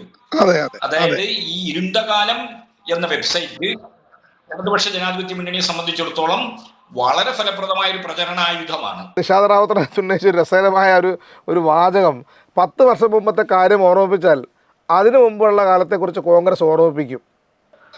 അതായത് 2016 മുമ്പുള്ള കാലത്തെക്കുറിച്ച് CPM ജനങ്ങളെ ബോധവൽക്കരിച്ചാൽ അതിനു മുമ്പുള്ള കാലത്തെക്കുറിച്ച് കോൺഗ്രസ് ജനങ്ങളെ ബോധവൽക്കരിക്കും. എന്ന് വെച്ചാൽ ഈ ഇടതുപക്ഷത്തിൻ്റെ CPMൻ്റെ ഭരണ തുടർച്ച ഉണ്ടാവാതിരിക്കൽ, അല്ലെങ്കിൽ CPMന് ഭരണം നഷ്ടപ്പെട്ടുള്ള സാഹചര്യം എന്ന് പറയുന്നത് അത് രാഷ്ട്രീയമായ സാഹചര്യം കൊണ്ടാണെന്ന് മാത്രം വിലയിരുത്തുന്ന ഒറ്റ ബുദ്ധി കൊണ്ട് തോന്നുന്നൊരു സംഗതിയാണ്. CPM അല്ലെങ്കിൽ കേരളത്തിലെ ഇടതുപക്ഷം എന്ന് പറയുന്നത് അധികാരത്തിന് പുറത്തേക്ക് പോകുന്നത് എപ്പോഴും ബാഹ്യമായ കാരണങ്ങൾ കൊണ്ടാണ്, അല്ലാതെ രാഷ്ട്രീയമായ കാരണങ്ങൾ കൊണ്ടല്ല. ബാഹ്യമായ ഒരുപാട് കാര്യങ്ങളെ പല സംഘടിത ശക്തികൾ ഒരുമിച്ച് ചേർത്ത് ഒരുമിച്ച് നയിച്ച് അത് ഇടതുപക്ഷത്തിന് നേർക്ക് കൊണ്ടുവന്നിട്ടാണ് ഇടതുപക്ഷത്തെ ഒരു തെരഞ്ഞെടുപ്പിൽ സാധാരണ തോൽപ്പിക്കാറുള്ളത്. പക്ഷേ അതിനൊരു ചലനമുണ്ടായത് കഴിഞ്ഞ തവണ 2016 ഒന്നാം പിണറായി സർക്കാർ അധികാരമേറ്റു. 2021 രണ്ടാം പിണറായി സർക്കാരിന് തുടർച്ചയുണ്ടാവുന്നു. അവിടെയാണ് തുടങ്ങി വെച്ച വികസന പ്രവർത്തനങ്ങളുടെ അല്ലെങ്കിൽ കടന്നു വന്ന മഹാമാരികളുടെയും അല്ലെങ്കിൽ വലിയ വിപത്തുകളുടെയും കാലത്ത് നാടിനെ ഒന്നാകെ ചേർത്ത് നിർത്തിയ ആൾ രൂപം എന്ന നിലയ്ക്ക് പിണറായി വിജയന് വലിയ സ്വീകാര്യത കിട്ടുകയും അത് വലിയ രൂപത്തിൽ വോട്ടിങ്ങിൽ പ്രതിഫലിക്കുകയും ചെയ്തു. കഴിഞ്ഞ തവണത്തേക്കാൾ 2016 കൂടുതൽ സീറ്റിലേക്ക് 2021 കടന്നു വരാൻ കഴിയുകയും ചെയ്തു. അപ്പം അങ്ങനെ പറഞ്ഞത് 2016 മുമ്പുള്ള സർക്കാരുകളെ കുറിച്ച് പറഞ്ഞാൽ, അതിനു മുമ്പുള്ള സർക്കാരുകളെ കുറിച്ച് പറഞ്ഞ് കോൺഗ്രസ് നമ്മളെ പേടിപ്പിച്ച് കളയും. അതുകൊണ്ട് CPM ആകപ്പാടെ ഭയക്കണം എന്ന് പറയുന്ന രൂപത്തിൻ്റെ കൂടി ചർച്ച പോകുന്നുണ്ട്. അതിനൊക്കെ എങ്ങനെയാണ് നമുക്ക് വിലയിരുത്താൻ കഴിയുന്നത്? അത് മാധ്യമങ്ങൾ UDF പോലും ആവശ്യപ്പെടാതെ UDFന് വേണ്ടി ഒരു പ്രതിരോധം ചമയ്ക്കുകയാണ്. അതായത് കനകേലുവിന്റെ ടീം പോലും ഈ ഇരുണ്ടകാലം വെബ്സൈറ്റിന് മുമ്പിൽ ഒന്ന് പകച്ചു പോയപ്പോൾ UDFന് പ്രതിരോധം ചമയ്ക്കാൻ ഏഷ്യാനെറ്റിലെ പ്രഖ്യാപിത CPM വിരുദ്ധ പോരാളികളായ അബ്ദുൽ വർഗീസിനെയൊക്കെ പോലുള്ളവർ ഇതിന് UDFനെ പ്രതിരോധിക്കാൻ വേണ്ടി രംഗത്ത് വരികയായിരുന്നു. അങ്ങനെയാണെങ്കിൽ ആ വെല്ലുവിളി CPM സ്വീകരിക്കണമെന്നാണ് എനിക്ക് പറയാനുള്ളത്. അങ്ങനെയാണെങ്കിൽ അതിന് തൊട്ടു മുമ്പുള്ള മന്ത്രിസഭകളുടെ ചരിത്രം നമുക്ക് ചർച്ച ചെയ്യാം. 57 തൊട്ട് ചർച്ച ചെയ്യണമെങ്കിൽ 57 തൊട്ട് ചർച്ച ചെയ്യാം. അത് കഴിഞ്ഞ് 67 മന്ത്രിസഭയുടെ കാര്യം ചർച്ച ചെയ്യണമെങ്കിൽ അത് നമുക്ക് ചർച്ച ചെയ്യാം. 1980 EK നയനാർ മന്ത്രിസഭ അതെങ്ങനെയാണ് അധികാരഭ്രഷ്ടമാക്കപ്പെട്ടതെന്നും അട്ടിമറിക്കപ്പെട്ടതെന്നും ആ ഗവൺമെന്റ് 21 മാസക്കാലം കൊണ്ട് നടത്തിയ ഇടപെടലുകൾ എന്തൊക്കെയായിരുന്നു നമുക്ക് ചർച്ച ചെയ്യണം. 87 ആ മന്ത്രിസഭ അത് രാജീവ് ഗാന്ധിയുടെ മരണത്തെ തുടർന്നുണ്ടായ, അത് മാത്രമല്ല അന്ന് കോലി സഖ്യത്തിലൂടെ അട്ടിമറിക്കപ്പെട്ട 40ഓളം സീറ്റുകളിൽ പരോക്ഷമായും 2 സീറ്റുകളിൽ പ്രത്യക്ഷമായും കോൺഗ്രസും BJPയുമായി സഖ്യം കൂടിക്കൊണ്ട് അട്ടിമറിക്കപ്പെട്ട ആ 87 സർക്കാരിന്റെ ഭരണ നേട്ടങ്ങൾ വെച്ചുകൊണ്ട് അതിനുശേഷം അധികാരത്തിൽ വന്ന UDF സർക്കാരുമായി നമുക്ക് താരതമ്യം ചെയ്യാം. ലൈഫ്, EMS ഭവന പദ്ധതി, ജനകീയ പാർപ്പിട പദ്ധതി, ലക്ഷം വീട് പദ്ധതി, ഇങ്ങനെ തുടങ്ങി ഏതെങ്കിലും ഒരു ഭവന പദ്ധതി അല്ലെങ്കിൽ എടുത്തു പറയാൻ കഴിയുന്ന ഒരു വികസന ക്ഷേമ പദ്ധതി UDFന്റെ ഭരണകാലത്ത് എപ്പോഴെങ്കിലും സംഭവിച്ചിട്ടുണ്ടോ? തുടങ്ങിയ വിഷയങ്ങളൊക്കെ ഇവിടെ ഉറപ്പായും ചർച്ച ചെയ്യപ്പെടണം. അപ്പൊ അതിന് UDF ആഗ്രഹിക്കാത്ത ഒരു വെല്ലുവിളിയാണ് ഈ നിഷാദ് റാവുത്തറെ പോലുള്ളവർ, അതും ഇനി വരാൻ പോകുന്ന മുഖ്യമന്ത്രി VD സതീശനാണ്. ഞാൻ ആ പോയിന്റിലേക്കാണ് വന്നുകൊണ്ടിരുന്നത്. ആ പോയിന്റിലേക്കാണ്. അതായത് അത് രസകരമായ പോയിന്റാണ്. 10 കൊല്ലം മുമ്പേ ഉമ്മൻചാണ്ടിയും ചെന്നിത്തലയൊക്കെയാണ് കേരളത്തിലെ കോൺഗ്രസിലെ താരങ്ങൾ. ഉമ്മൻചാണ്ടി മുഖ്യമന്ത്രിയാണ്, അല്ലെങ്കിൽ ചെന്നിത്തല മന്ത്രിയാണ്. അങ്ങനെ വളരെ വലിയൊരു സംഘം അന്നുണ്ടായിരുന്നു. പക്ഷേ ആ കാലം മാറിയിട്ട് കോൺഗ്രസ്സിലൊരു പുതുയുഗ പിറവി തന്നെ ഉണ്ടായിരിക്കുന്നു. VD സതീശനാണ് കേരളത്തിലെ ഏറ്റവും ടോപ്പ് ലീഡർ കോൺഗ്രസിൻ്റെ. പഴയ ഉമ്മൻചാണ്ടി കാലത്തെ കോൺഗ്രസ് അല്ല സതീശൻ കാലത്തെ കോൺഗ്രസ്. അത് അത്യുന്നതമായ ഔന്നത്യമുള്ള ഒന്നായി നിഷാദ് റാവുത്തർ പരിഗണിക്കുന്നതാണ് ആ ചർച്ചയിൽ കാണാൻ കഴിഞ്ഞത്. അത് ശരിക്കും പറഞ്ഞാൽ ചിരി ഉളവാക്കുന്നൊരു സംഗതിയാണ്. അതായത് ജമാഅത്തെ ഇസ്ലാമിയെ നിരന്തരം വിമർശിക്കുന്ന CPMനെ നിരന്തരം വിമർശിക്കുന്ന ഒരു രാഷ്ട്രീയ പാർട്ടിയാണ് CPMും ഇടതുപക്ഷവും. ആ ജമാഅത്തെ ഇസ്ലാമിയെ, അതായത് ഈ വർഗീയമായ ചേരിതിരിവ് സമൂഹത്തിനകത്തുണ്ടാക്കുന്നത് ജമാഅത്തെ ഇസ്ലാമി ആണെങ്കിലും RSS ആണെങ്കിലും ഏത് തരത്തിലുള്ള സംഘടനയാണെങ്കിലും, ഏത് തരത്തിലുള്ള സ്വത്വവാദം പിഴക്കുന്ന സംഘടനയാണെങ്കിലും അതിനെയൊക്കെ CPM ജയിച്ചാലും തോറ്റാലും നഖശിഖാന്തം എതിർക്കേണ്ടി തന്നെ വരും. കാരണം അത് CPMൻ്റെ നയത്തിൻ്റെ ഭാഗമാണ്. അങ്ങനെയുള്ള ജമാഅത്തെ ഇസ്ലാമിയുടെ ചാനൽ ഇരുന്നു കൊണ്ട് ഔട്ട് ഓഫ് ഫോക്കസ് പരിപാടിക്കകത്ത് സതീശന് മുഖ്യമന്ത്രിയാവും എന്ന് പ്രഖ്യാപിക്കണമെന്നുണ്ടെങ്കിൽ അത് സതീശനോടുള്ള ഒരു നന്ദി പറച്ചിൽ വാചകമായിട്ടാണ് എനിക്ക് ഓർമ്മ വരുന്നത്. കാരണം ജമാഅത്തെ ഇസ്ലാമി ഒരു വർഗീയ സംഘടനയല്ല. ജമാഅത്തെ ഇസ്ലാമി എന്ന് പറയുന്നത് ഏതെങ്കിലും തരത്തിൽ കുഴപ്പമുള്ളൊരു സംഗതിയല്ല, അല്ലെങ്കിൽ അവർ പ്രതിദാനം ചെയ്യുന്ന വെൽഫെയർ പാർട്ടി ഒരു പ്രശ്നം പിടിച്ച സംഘടനയല്ല എന്ന് പറയാൻ സതീശന് കഴിയുന്നത് കൊണ്ടാണ് സതീശനെ മുഖ്യമന്ത്രി സ്ഥാനത്തേക്ക് മീഡിയ അവരോധിക്കുന്നത് എന്നല്ലേ ഇതിൽ നിന്ന് മനസ്സിലാക്കേണ്ടത്. അവിടെ രസകരമായൊരു കാര്യം, ഇതുപോലെ തന്നെ VD സതീശനെ ഇപ്പോൾ ഉയർത്തിക്കാട്ടുന്നത് പോലെ തന്നെ മാധ്യമങ്ങൾ മുമ്പ് ഇടതുപക്ഷത്തിനെതിരെ AK ആന്റണി ഉയർത്തിക്കാട്ടിയിരുന്നു. ഇന്നിപ്പോൾ ലീഗ് അടക്കമുള്ള ഘടകകക്ഷികൾ VD സതീശന് പിന്തുണ നൽകുന്നവർ മുഖ്യമന്ത്രി സ്ഥാനത്തേക്ക് ആരെയും പിന്തുണയ്ക്കുന്നില്ല എന്ന് പറയുന്നെങ്കിൽ പോലും VD സതീശനെ ഇവരൊക്കെ പിന്തുണയ്ക്കുന്നു. അവരുടെ സൈബർ അണികളെല്ലാം VD സതീശനെ നേതാവായി ഏറ്റെടുത്തു കഴിഞ്ഞു. ഒരു ഘട്ടത്തിൽ K കരുണാകരനെതിരെ ഇവർ ഇതേപോലെ AK ആന്റണിയെ, ഈ മാധ്യമങ്ങളെല്ലാം കൂടെ ചേർന്ന് AK ആന്റണിയെ ഏറ്റെടുത്തിരുന്നു. CPMനെതിരെ ഉറപ്പായും ഒരു സംശുദ്ധ രാഷ്ട്രീയത്തിന്റെ പ്രതീകം എന്ന നിലയിലൊക്കെ AK ആന്റണിക്ക് ഉണ്ടായിരുന്ന സ്വീകാര്യത വെച്ചുകൊണ്ട് CPMന്റെ ഇടതുപക്ഷ രാഷ്ട്രീയത്തിന്റെ ധാർമ്മിക മേൽക്കൈയെ ഇല്ലാതാക്കാൻ കഴിയുമെന്ന് AK ആന്റണി എന്ന വ്യക്തിയുടെ നന്മയിലൂടെ എങ്ങനെയൊക്കെയായിരുന്നു അവർ അന്ന് സങ്കല്പിച്ചിരുന്നത്. ഒന്ന് UDF അടക്കം അന്നത്തെ ഐക്യജനാധിപത്യ മുന്നണിയിൽ CMVയും NDPയും ഒഴിച്ചുള്ള എല്ലാവരും AK ആന്റണിയെ പിന്തുണച്ചു. K കരുണാകരന് ബദലായി. അങ്ങനെ AK ആന്റണിയുടെ നേതൃത്വത്തിൽ ഒരു മന്ത്രിസഭ അധികാരത്തിൽ വന്നു. അവരെന്താണ് ചെയ്തത്? അതിന് തൊട്ടു മുമ്പ് അവർ ഉയർത്തിയത് അബ്ദുൽ നാസർ മദനിയെ കോയമ്പത്തൂർ കേസിൽ, കള്ളക്കേസിൽ കുടുക്കി ജയിലിലടച്ചതും ഇരിക്കെ നേനാരാണെന്നും അധികാരത്തിൽ വന്നാൽ മദനിയെ ഇറക്കി വിടുമെന്നും ജയിൽ മോചിതനാക്കുമെന്നും പറഞ്ഞുകൊണ്ടാണ് AK ആന്റണി അധികാരത്തിൽ വന്നത്. ആ AK ആന്റണി ആദ്യം തന്നെ ചെയ്തത് മദനിക്ക് ഒരു പരോൾ ലഭിക്കാനുള്ള ഒരു അവസരം തന്നെ പ്രതികൂല റിപ്പോർട്ട് കൊടുത്തുകൊണ്ട് അട്ടിമറിച്ചു. വമ്പിച്ച ന്യൂനപക്ഷ ഏകീകരണത്തിലൂടെയാണ് അവർ അധികാരത്തിൽ വന്നതെങ്കിൽ പോലും AK ആന്റണി ഉടൻ തന്നെ ഭൂരിപക്ഷ പ്രീണനം ആരംഭിച്ചു.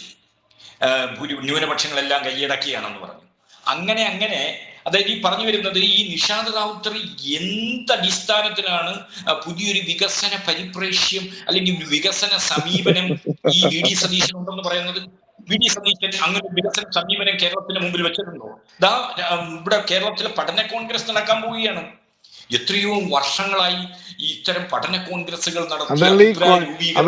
ഏറ്റവും അതിനകത്ത് പറഞ്ഞു പോകേണ്ട പ്രധാനപ്പെട്ട സംഗതി, കോസ്റ്റൽ ഷിപ്പിംഗ് പോലുള്ള പരിഹാസ്യമായ പദ്ധതി മുന്നോട്ട് വെച്ച് കേരളം മുഴുവൻ ട്രോളുകൾ ഏറ്റുവാങ്ങിയ ഒരാളാണ് സതീശൻ. ഒരു യൂട്യൂബർക്ക് കൊടുത്ത ഒരു ഇൻ്റർവ്യൂവിൽ കോസ്റ്റൽ ഷിപ്പിംഗ് സാധ്യമാകും എന്ന്, അതായത് തിരുവനന്തപുരം മുതൽ അല്ലെങ്കിൽ വിഴിഞ്ഞം മുതൽ അങ്ങ് കാസർഗോഡ് വരെ വളരെ ഈസി ആയിട്ട് എല്ലാ സാധനങ്ങളും കയറ്റുമതിക്ക് വേണ്ടി, ഇറക്കുമതിക്ക് വേണ്ടി ഒരു പാത കോസ്റ്റൽ ഷിപ്പിംഗ് വഴി തുറക്കും, അത് ഗംഭീരമായിരിക്കുമെന്ന് അഭിപ്രായപ്പെടുകയും അതിൻ്റെ പേരിൽ ട്രോളുകൾ ഏറ്റുവാങ്ങുകയും ചെയ്ത് ഈ നവകേരള നിർമ്മാണത്തിന് വേണ്ടി ഏതെങ്കിലും ഒരു പദ്ധതി, ഒരു ക്രിയാത്മകമായൊരു നിർദ്ദേശം മുന്നോട്ട് വെക്കുന്ന ഒരാളാണ് സതീശനെങ്കിൽ നമുക്കത് കേട്ടിരിക്കാൻ രസമുണ്ട്. അതിന് പകരം അത്തരം നിർദ്ദേശങ്ങളൊന്നും വെക്കാതെ സതീശനെ മുഖ്യമന്ത്രിയെ അവരോധിക്കുകയും സതീശൻ ഗംഭീര നേതാവായിട്ടൊന്ന് വാഴ്ത്തുകയും സതീശന് മുൻപിൽ മുഖ്യമന്ത്രി പിണറായി വിജയൻ കൊണ്ടുവന്നതിനേക്കാൾ മികച്ച പദ്ധതിയിലുണ്ടെന്ന് പറയുകയും ചെയ്യുമ്പോഴത്തേക്ക് അത് എവിടേക്കാണ് വിരൽ ചൂണ്ടുന്നത്? അതായത് ഒരു മാധ്യമ പ്രവർത്തകൻ ഒരിക്കലും ചെയ്യാൻ പാടില്ലാത്ത കാര്യം. കാര്യം സതീശൻ അങ്ങനൊരു ബദൽ രാഷ്ട്രീയം കേരളത്തിന് മുമ്പിൽ വെച്ചിട്ടില്ല. സതീശന് ഇപ്പോൾ മീഡിയ വണ്ണും മറ്റു മാധ്യമങ്ങളും പിന്തുണയ്ക്കുന്നത് സതീശന് ന്യൂനപക്ഷ വോട്ടുകളുടെ ഏകീകരണം ജമാഅത്തെ ഇസ്ലാമിയോടുള്ള സമീപനത്തിന്റെ പേരിൽ ന്യൂനപക്ഷ വോട്ടുകൾ ഏകീകരിക്കാൻ കഴിയും, അതുവഴി UDF വിജയിക്കാൻ കഴിയും, അതുകൊണ്ട് സതീശനെ നമുക്ക് മുന്നിൽ നിർത്തണം എന്ന UDFന്റെ ഒരു രാഷ്ട്രീയ അജണ്ട മാധ്യമങ്ങൾ ഏറ്റെടുക്കുകയാണ്. അതുകൊണ്ടാണ് സതീശൻ ഇടയ്ക്ക് പറയാറുണ്ട്, എൻ്റെ കയ്യിൽ അതുണ്ട് ഇതുണ്ട്, ഞങ്ങളുടെ കയ്യിൽ നയമുണ്ട്, പരിപാടിയുണ്ട്. എന്താ നിങ്ങളുടെ പരിപാടി എന്ന് ചോദിക്കുമ്പോൾ സതീശന് കേരളത്തിന് മുമ്പിൽ കോൺക്രീറ്റ് ഒരു പദ്ധതി മുന്നിൽ വെക്കാനില്ല. ഇടതുപക്ഷം പഠന കോൺഗ്രസ് നടത്തുന്നു, അവർ കൃത്യമായ നയപരിപാടികൾ അവതരിപ്പിക്കുന്നു, കൃത്യമായ പ്രകടന പത്രിക അവതരിപ്പിക്കുന്നു, ആ പ്രകടന പത്രികകൾ നടപ്പാക്കാൻ ശ്രമിക്കുന്നു. കേരളത്തെക്കുറിച്ച് പഠിക്കുന്ന എത്രയോ കാലമായി ഇങ്ങനൊരു പഠന പ്രക്രിയ കേരളത്തിൽ നടക്കുന്നു. UDF അങ്ങനെ എന്തെങ്കിലും തരത്തിലൊരു പഠന പ്രക്രിയ നടത്തുന്നു, അതൊക്കെ സതീശന്റെ കയ്യിലുണ്ട്, സതീശൻ എന്ന് പ്രഖ്യാപിക്കും. അത് ഒരു നിഷാദ് റാവുത്തറിനെ പോലൊരു മാധ്യമ പ്രവർത്തകൻ എന്തടിസ്ഥാനത്തിൽ അത് പറഞ്ഞെന്ന് കേരളീയ സമൂഹത്തോട് അദ്ദേഹം വ്യക്തമാക്കണം. കാര്യം സതീശൻ എന്ത് ബദൽ പദ്ധതിയാണ് മുന്നോട്ട് വെച്ചിരിക്കുന്നത്? സതീശൻ ചില യോഗങ്ങളിൽ പ്രസംഗിക്കുമ്പോൾ ഞങ്ങളുടെ കയ്യിൽ ഇതിലും വലിയ കാര്യങ്ങളുണ്ട് എന്ന് പറയാറുണ്ട്. അല്ലാതെ ഇടതുപക്ഷം നടത്തുന്നത് പോലുള്ള നയപരമായ, രാഷ്ട്രീയമായ, സാമൂഹികമായ ഏതെങ്കിലും തരത്തിൽ ഇടപെടലുകളിലൂടെ, ആശയവിനിമയങ്ങളിലൂടെ, പഠന കോൺഗ്രസുകളിലൂടെ രൂപീകരിക്കുന്ന ഏതെങ്കിലും ആശയങ്ങളുണ്ടോ? അതോ അങ്ങനൊന്നും വേണ്ട, ഒരു വ്യക്തിയുടെ ആത്മനിഷ്ഠ ബോധ്യങ്ങൾ അനുസരിച്ച് അയാൾക്ക് ഇഷ്ടം പോലെ ഭരിച്ച് കേരളം പോലൊരു സമൂഹത്തെ പുനഃസൃഷ്ടിക്കാൻ കഴിയുമെന്ന് ഈ നിഷാദ് റാവുത്തറെ പോലുള്ള മാധ്യമ പ്രവർത്തകർ വിശ്വസിക്കുന്നെങ്കിൽ അതങ്ങ് പറയട്ടെ. അങ്ങനെ ബോധപൂർവമായ ഇടപെടലുകളൊന്നും സമൂഹത്തിൽ വേണ്ട. ഇങ്ങനെ ഇടയ്ക്ക് ചില നേതാക്കന്മാരുണ്ടാവും, അവർക്ക് നല്ല കാര്യങ്ങൾ ചെയ്യും, അവർ നന്മ ചെയ്യും, അങ്ങനെ കേരളം രക്ഷപ്പെടും എന്ന തരത്തിലുള്ള അരാഷ്ട്രീയമായ ഒരു കാഴ്ചപ്പാടാണ് ഉള്ളതെങ്കിൽ അത് പ്രഖ്യാപിക്കണം. അല്ലാതെ സതീശന്റെ കയ്യിൽ പുതിയ പദ്ധതി ഉണ്ട് എന്ന് സതീശൻ പോലും അവകാശപ്പെടാത്ത കാര്യം മാധ്യമ പ്രവർത്തകർ അവകാശപ്പെട്ടുകൊണ്ട് സ്വയം പരിഹാസ്യരാകരുത്. അതായത് ഈ ചർച്ച അവസാനിക്കുന്ന ഭാഗത്ത് ആണ് അജിംസിൻ്റെ ഇടപെടൽ ഉണ്ടാകുന്നത്. ആ സമയത്ത് അജിംസ് ആണ് ഞാൻ തുടക്കത്തിൽ പറഞ്ഞ കാര്യം അജിംസ് ഇവിടെ പറയുന്നുണ്ട്. അതായത് ഈ സോഷ്യൽ മീഡിയ എന്ന് പറയുന്നൊരു വിഭാഗം ലോകത്ത് ആവിർഭവിക്കുന്ന കാലത്ത് തന്നെ അതിനുവേണ്ടി അണികളെ സുസജ്ജമാക്കി നിർത്തിയൊരു പാർട്ടിയാണ് CPM എന്ന് അർത്ഥശങ്കയ്ക്കിടയില്ലാതെയാണ് അജിംസ് പറഞ്ഞു വെക്കുന്നത്. അത് എത്രത്തോളം നടപ്പാക്കാനാവാത്ത ഇപ്പോഴും ഒരു പദ്ധതിയും കാരണം CPM ഒരുപാട് തരത്തിൽ CPMൻ്റെ കമ്മ്യൂണിക്കേഷൻ തന്നെ നമുക്കറിയാം. അതിന് പാർട്ടി കത്തുകളുണ്ട്, പാർട്ടി രേഖകളുണ്ട്. അതിങ്ങനെ കമ്മ്യൂണിക്കേഷൻ വളരെ കൃത്യമായി കൊണ്ടുപോകുന്ന പാർട്ടിയാണ് CPM ഇത് വളരെ കൃത്യമായി ഉണ്ടാക്കിയെടുക്കാൻ കഴിയുന്നതായിരുന്നു. പക്ഷേ CPM പരാജയപ്പെട്ടു പോയൊരു മേഖലയായിട്ടാണ് ഞാൻ ഇപ്പോഴും ഈ സൈബർ മേഖലയിലെ സംഘാടനത്തെ ഞാൻ ഇപ്പോഴും കാണുന്ന എങ്ങനെയാണ്. ഈ നവമാധ്യമ സമിതി എന്ന് പറയുന്നത് ചെറിയ ഒരു സംഘടനാ രൂപം ഉണ്ടാക്കിയതല്ലാതെ ഒന്നും ചലിപ്പിക്കാൻ പോലും കഴിഞ്ഞിട്ടില്ല. അത് ഏതെങ്കിലും തരത്തിൽ ഏതെങ്കിലും പ്രദേശത്തിൻ്റെ ഒരു പ്രധാനപ്പെട്ട വിഷയം ഉയർത്തിക്കൊണ്ട് വരികയോ, ഒരു സംസ്ഥാനത്തെ വിഷയം ഒരു പഞ്ചായത്തിലെ മുഴുവൻ വിഷയമായിട്ട് ആളുകളിലേക്ക് എത്തിക്കുകയോ ഒന്നും ചെയ്തിട്ടില്ല. അങ്ങനെ ചെയ്യാനായിട്ട് കഴിഞ്ഞിട്ടുമില്ല. നമ്മൾ തുടക്കത്തിൽ പറഞ്ഞതുപോലെ കുറച്ചാളുകൾ, അത് അത്യാവശ്യം എഴുത്തറിയാവുന്ന ആളുകൾ, പല രീതിയിലാണ്, പല രൂപത്തിലാണ് ആളുകൾ ഇടുന്നത്. ചിലർ വളരെ മനോഹരമായിട്ട് എഴുതുന്നവരായിരിക്കും, ചിലർ കൃത്യമായി അപ്ഡേറ്റ്സ് തരുന്നവരായിരിക്കും, ചിലർ ഭാഷ കൊണ്ട് നമ്മളെ ഭ്രമിപ്പിക്കുന്നവരായിരിക്കും, ചിലർ ഈ പറയുന്ന പോലെ ട്രോള് ചെയ്ത് സംസാരിക്കാൻ ശേഷിയുള്ളവരായിരിക്കും, ചിലപ്പോൾ വീഡിയോ ചെയ്യാൻ ശേഷിയുള്ളവരായിരിക്കും. ഇങ്ങനെ പല വിഭാഗത്തിൽപ്പെട്ട ആളുകൾ ഇവരിൽ നിന്ന് ചിലപ്പോൾ CPM-ആയിട്ട് പാർട്ടി അംഗത്വം എന്ന് പറയുന്ന സംഗതിക്കകത്ത് ഉണ്ടാകുക പോലുമില്ല. പക്ഷേ അവരേറ്റെടുത്തിരിക്കുന്ന രാഷ്ട്രീയ പ്രവർത്തനം അവർ പൂർത്തിയാക്കുന്നു, സാധ്യമാക്കുന്നെന്ന് മാത്രമേ ഞാനതിനെ കാണുന്നുള്ളൂ. പക്ഷേ ഇവിടെ ഒരു അർത്ഥശങ്കയ്ക്കിടയില്ലാതെ അജിംസ് പറയുന്നത് അന്നേ, അത് 10-15 കൊല്ലം മുമ്പ് തന്നെ, അതായത് ഈ സോഷ്യൽ മീഡിയ, ട്വിറ്റർ ഉണ്ടാകുന്നു, അല്ലെങ്കിൽ ഫേസ്ബുക്ക് ഉണ്ടാകുന്നു, അല്ലെങ്കിൽ യൂട്യൂബ് ഉണ്ടാകുന്നു, അല്ലെങ്കിൽ അക്കാലത്തൊക്കെ തന്നെ CPM ആളുകളെ റെഡിയാക്കി വെച്ചിരിക്കുകയാണ് ഇത് പണിയെടുക്കാൻ വേണ്ടി. ആ പണിയിൽ നിന്നാണ് ഈ വലിയ സർവ്വസന്നാഹം കേരളത്തിൽ CPM പണിതുയർത്തിയത് സൈബർ രംഗത്ത്. എന്തൊരു ഭോഷ്കാണെന്ന് ആലോചിച്ച് നോക്കുക. അങ്ങനൊരു സംഗതി ഉണ്ടോ? കേരളത്തിൽ സൈബർ രംഗത്ത് ഒന്നാമത് നിൽക്കുന്ന ആരാണ്? കേരളത്തിൽ രണ്ടാമത് സൈബർ രംഗത്ത് നിൽക്കുന്ന രാഷ്ട്രീയ പാർട്ടി ഏതാണ്? കേരളത്തിൽ ഒരു പക്ഷെങ്കിൽ ഞാൻ ഇപ്പോഴും വിശ്വസിക്കുന്നത് ഒരു പക്ഷെങ്കിൽ ഞാൻ കൊടുക്കുന്ന റേറ്റിംഗ് മൂന്നാമതെങ്കിലും ചിലപ്പോൾ CPM കാണുമെന്നാണ് ഞാൻ വിശ്വസിക്കുന്നത്. അല്ലാതെ ഒരു നിലയ്ക്കും CPMന് അപ്രമാദിത്വം ഏതെങ്കിലും ഘട്ടത്തിൽ ഉണ്ടായതായിട്ട് ഞാൻ വിശ്വസിക്കത്തില്ല. അതിനുശേഷം പിന്നീട് അജിംസ് പറയുന്നുണ്ട്, പാർട്ടി അനുഭാവികൾ വിമർശിക്കുന്ന സർക്കാരായിട്ട് രണ്ടാം പിണറായി വിജയൻ സർക്കാർ മാറിപ്പോയി. ശ്രദ്ധിക്കണം, അതായത് പാർട്ടി അണികൾ വിമർശിക്കുന്ന സർക്കാരായി രണ്ടാം പിണറായി വിജയൻ സർക്കാർ മാറിപ്പോയി. അതിൻ്റെയാണ് ഇപ്പോൾ അവരനുഭവിക്കുന്ന പ്രധാനപ്പെട്ട വിമർശനങ്ങൾ, പ്രശ്നങ്ങൾ എന്ന് അജിംസ് അർദ്ധസംഖ്യക്കിടയിൽ അജിംസും പറയുകയാണ്.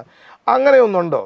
പാർട്ടി അണികൾക്കിടയിൽ ഈ പാർട്ടി അധികാരത്തിൽ വരണം, കോൺഗ്രസ് വരട്ടെ എന്ന് വിചാരിക്കുന്ന പിണറായി വിജയൻ തൽക്കാലം 5 വർഷം റെസ്റ്റ് എടുക്കട്ടെ, മാറിയിരിക്കട്ടെ, 5 വർഷം കഴിഞ്ഞ് വേറെ ആളെ മുഖ്യമന്ത്രിയാക്കാം, ഇപ്പം തൽക്കാലം സതീശൻ മുഖ്യമന്ത്രി ആകട്ടെ എന്ന് ആഗ്രഹിക്കുന്ന പാർട്ടി അണികളുള്ള പാർട്ടിയാണോ CPM? ഇവരെന്താണ് CPMനെ കുറിച്ച് ധരിച്ചു വെച്ചേക്കുന്നത്? CPM അങ്ങനത്തെ ഒരു പാർട്ടിയാണോ?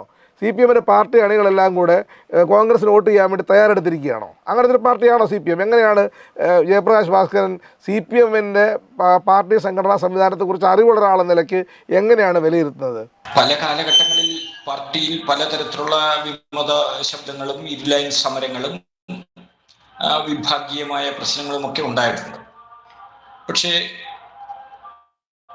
പാർട്ടി നയിക്കുന്ന ഗവൺമെന്റ്, ഒന്നാം പിണറായി ഗവൺമെന്റിനെ ആയാലും രണ്ടാം പിണറായി വിജയൻ ഗവൺമെന്റിനെ ആയാലും അതിനു മുമ്പ് നടന്ന VS സർക്കാരിനെ ആയാലും അതിന്റെ തുടർഭരണം ഉറപ്പാക്കുന്ന കാര്യത്തിൽ പാർട്ടി അണികൾക്കിടയിൽ യാതൊരു തരത്തിലുള്ള അഭിപ്രായ വ്യത്യാസവും ഇല്ല എന്ന് തന്നെയാണ് ഞാൻ മനസ്സിലാക്കുന്നത്. അവർ വർദ്ധിത വീര്യത്തോടെ ആവേശത്തോടെയാണ് അവരുടെ പാർട്ടി അല്ലെങ്കിൽ ഈ സംവിധാനം, അതിനകത്തൊരു പാർട്ടി സങ്കുചിത പാർട്ടി സ്പിരിറ്റ് എന്നതിനേക്കാൾ ഉപരി ഈ പാർട്ടിയുമായി ചേർന്ന് നിൽക്കുന്ന മനുഷ്യർക്ക് ഒരു ബദൽ രാഷ്ട്രീയം പറയാൻ കഴിയാത്ത, ഒരു കേവലമായ ജാതിമത രാഷ്ട്രീയം മാത്രം പറയാൻ കഴിയുന്ന, വ്യക്തിനിഷ്ഠമായ ചില കാൽപ്പനികതകൾ ചില പ്രസംഗങ്ങളിൽ മാത്രം ഉയർത്താൻ കഴിയുന്ന ഒരു UDF സംവിധാനം ഒരിക്കൽ കൂടി അധികാരത്തിൽ വരിക എന്ന കെടുതി ഒഴിവാക്കുന്നതിന് വേണ്ടി ഇടതുപക്ഷ ജനാധിപത്യ മുന്നണി തന്നെ ഒരു മൂന്നാം തുടർഭരണത്തിലേക്ക് പോകണം എന്ന് തന്നെ പറയുന്നവരാണ്.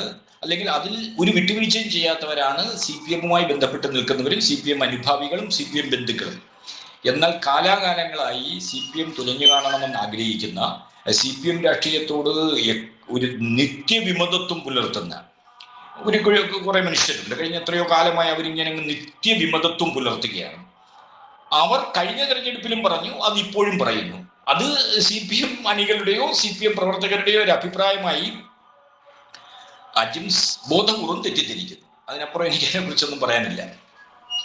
എന്തായാലും ഈ പോരാളി ഷാജിമാരെയും അല്ലെങ്കിൽ അതുപോലത്തെ ആളുകളെയും അതുപോലത്തെ ഗ്രൂപ്പുകളെയും കണ്ടിട്ട് ഇതെല്ലാം CPMൻ്റെ സൈബർ വിഭാഗത്തിൻ്റെ ഓരോ സെക്ഷനാണ്, അത് ഇന്ന വിഭാഗമാണ്, ഇത് ഇന്ന വിഭാഗമാണെന്ന് ചിത്രീകരിക്കുന്ന പരിപാടി മാധ്യമങ്ങൾ അവസാനിപ്പിക്കുന്നതായിരിക്കും നല്ലത്. കാരണം CPMന് കേന്ദ്രീകൃതമായ ഒരു സൈബർ സംവിധാനം നിലവിലില്ല. അതുണ്ടാക്കാനുള്ള പണിപ്പൂരലാണ് നികേഷ് കുമാറും സംഘവും എന്നാണ് ഞാൻ മനസ്സിലാക്കുന്നത്.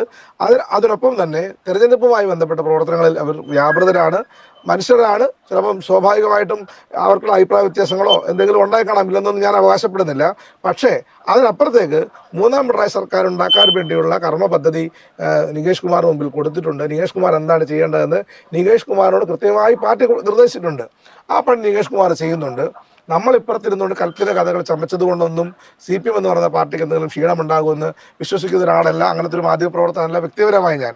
അതുകൊണ്ട് എന്തായാലും ഇത്തരം ചർച്ചകൾ ഇനിയും തുടരട്ടെ. നാളുകളിലും ഇത് ആവർത്തിക്കാനുള്ള സാധ്യത ഉണ്ട്. കാരണം ഇതൊരു ദിവസം കൊണ്ട് അവസാനിക്കുന്ന ചർച്ചയല്ല, നാളെയും ഇത് തുടരും എന്ന് തന്നെയാണ് വിശ്വസിക്കുന്നത്. എന്തായാലും ഈ ചർച്ചയിൽ ഇത്രയും നേരം ഞങ്ങൾക്ക് വേണ്ടി മാറ്റിവെച്ച പ്രിയപ്പെട്ട ജയപ്രകാശ് ഭാസ്കറിന് നന്ദി രേഖപ്പെടുത്തിക്കൊണ്ട് ഈ ന്യൂസ് ലാബ് പരിപാടിയുടെ ഈ എപ്പിസോഡ് ഇവിടെ അവസാനിക്കുകയാണ്. നന്ദി, നമസ്കാരം.